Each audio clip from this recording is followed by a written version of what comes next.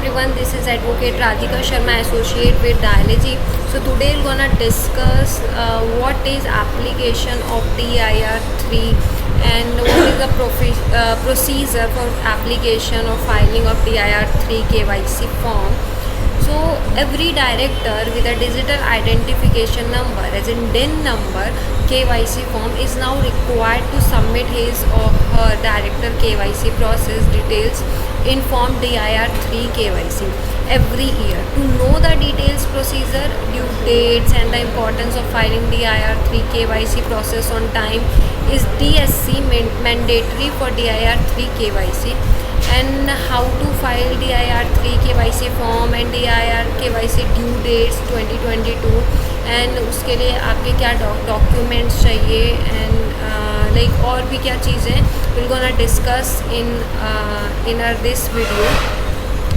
So before that, we're gonna discuss what is DIR 3 KYC form or about the DIR 3 KYC form.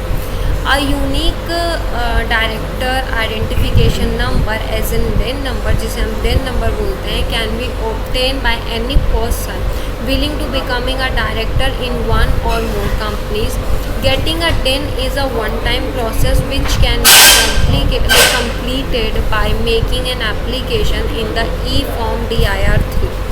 However, the Ministry of Corporate Affairs has recently updated its registry and require all companies director with a DIN to submit their DIN KYC process details in the e-form DIR 3 KYC annually.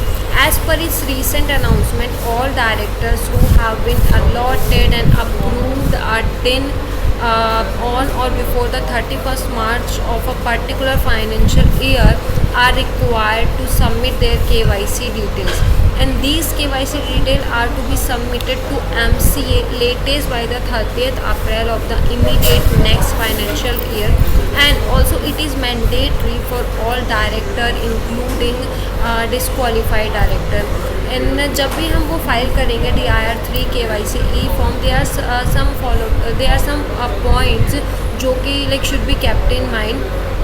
The first one is every director should provide his or her personal mobile number and email address which will be verified with an OTP, and directors are required to use their own digital signature certificate, and the e-form will have to be certified by a chartered accountant, the company secretary or a cost and management accountant, as in CMA, to ensure submission of either authentic information.